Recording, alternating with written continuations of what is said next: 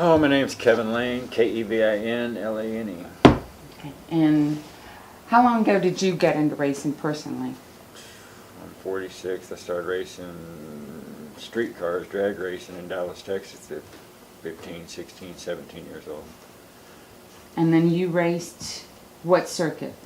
Pretty much just local racing, drag racing, then we started doing some circle track racing, dirt track racing, 18, 19s, and then by 22 we was racing all over and just local, spend our money when we could, and if we had money we'd go race, you know. So when did you get off the track yourself? Pretty much I was racing up in every weekend type deal, just local stuff, you know, till Cody was probably 4 years old and Cody could really drive a go-kart, and started with Cody, and that's what started it all. Okay, so when you race down and dirty, and that's what I call it when you're racing on nothing, what are some of the tricks that you've used, you know, what's gotten you through when there's no money and you need tires on the truck, on the car? What has gotten you through that weekend? You know, what is, when you've pulled something out of your ass, what's the best when you've pulled out of your ass? You do whatever possible. It's your kid. It's not a life and death situation, but man, I mean, you've got I'm a parent. I've got to step up to being a parent role. The kid asks the parent to do things. The kid does things for the parent. The parent's got a job to do. We've got to step up. Okay, so talk about some of the things. So basically, if I've got to write a check on Saturday night and deposit the money in there on Monday morning to cover it, then yeah, we're going racing. You know, it's part of the game. You know, shoot, we've gone out there with blowed up motor on a Friday night practice. We'd go home, called a friend of mine. He had an old van motor laying around. He owed me some money from an upholstery job I did. We went and got the van motor. We stuck it in there, and we were in 9th place with a bone stock motor and an awesome setup. The kid can drive, and he'll drive to his potential, and that's just part of the game. Is you can't go out there. You've got to be able to adapt. No matter what you got, no matter what situation you're in, you've got to be able to adapt. If you don't have enough power, then drive harder. If you got too much power, then don't drive so hard. It's all adapting. It's all, you know, trying to compete with the best of the best with nothing, but yet you learn from that. You know, you get so many years driving a school bus, and you're fast with a school bus. If somebody sticks you in a Ferrari or a Lamborghini, you're really going to boogie. You know, it's just, I don't know. We're very good at working with what we got, and it's just many, many years of working with nothing to accomplish something. You know. So who do you get mad at the most at the track? Oh my goodness. I don't tolerate stupid. I just don't.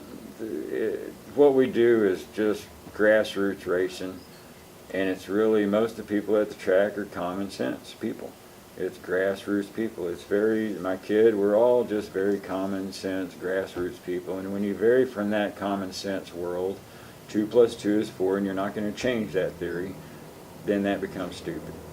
If you keep doing the same thing over and over, the same outcome, you know, there's certain things you just got to dot your I's and cross your T's. I'm a firm believer, and if you want to get ahead, you can't keep taking 3 or 4 steps back. One night we were working really late on the truck, or on the race car. The truck's loaded, the trailer's all ready to be loaded. We did a final wash on the car. We ran the rocker arms, set the valve lash on the valves and everything. All they had to do is put the valve covers back onto the motor, tighten them up. They broke a stud off. That little 30 seconds of not paying attention cost us about 4 hours of more. It was already 3:30 in the morning, so it cost us another 4 hours of time. That's stupid. Not to mention that just the parts that it took, the monies that you spend when you just don't pay ahead. Comprehend, retain things, listen, learn, be a sponge. Otherwise you'd be a dumbass like the rest of these punk kids sitting on a goddamn couch playing a fucking video game. Look at me, man, I got $58 million fucking dollars and $352,000 in points money and all this bullshit. Motherfucker, you're on a couch playing a fucking video game. You ain't got fuck. Your mom and daddy paying for the fucking bag of potato chips you're eating on the fucking couch. That's fucking reality. This is your reality. You're fucking doing it. Because you have soaked it in. But you gotta dot your I's and cross your T's. This is a bunch of shit. What would would be your greatest fear about Cody and racing? Fire. That's it, man. That one just that, yeah, fear with Cody, yeah. I mean, you never get used to it.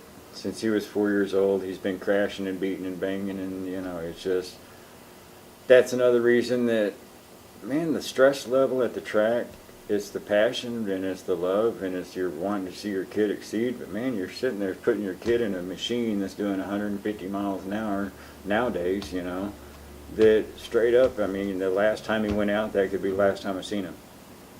That's the reality of it. So therefore, you dot your I's and you cross your T's. Dude, that's my biggest fear.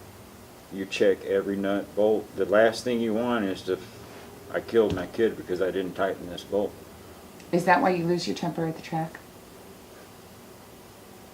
Probably. Scared.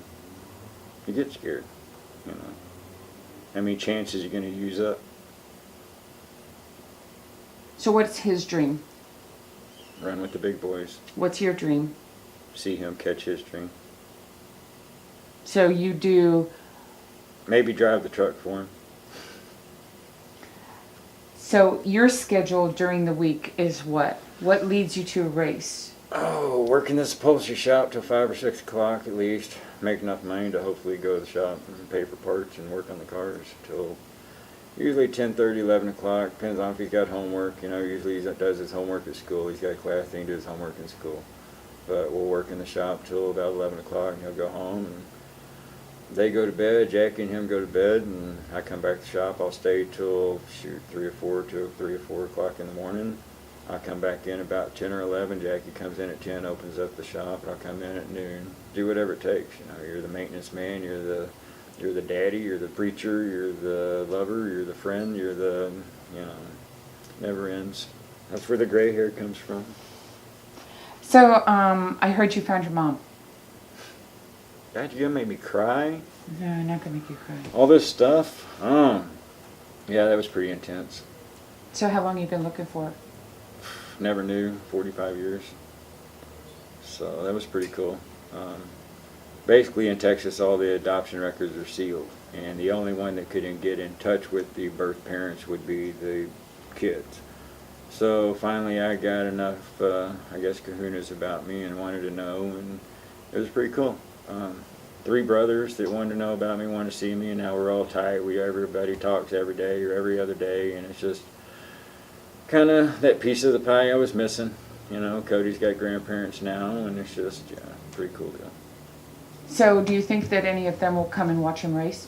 Yeah, they keep saying they will, and I think they will. My mom's going to try to come down here in the next couple of weeks or a month or so. Me and my brother's gotten really close. He's into racing too. He actually used to build race cars. A lot of similarities in our lives growing up. I drove them and worked on them, and he used to build them and work on them. And he's thinking about coming down, hanging with us, and probably being part of the pit crew and that kind of deal. And they kind of fill up some lost time,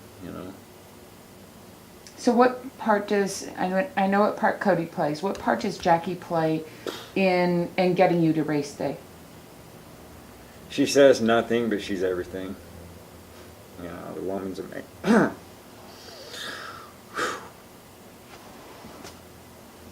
She's been with you 21 years. Yeah, she's crazy. She's crazy because she puts up with you? She's bona fide crazy, yeah. Me and Cody's put her through hell. Why is that?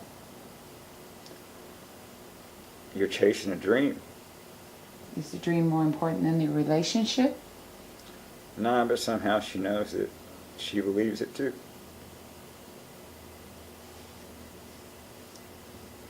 You got 3 people that believe in something hard enough, it has to happen. It just has to happen.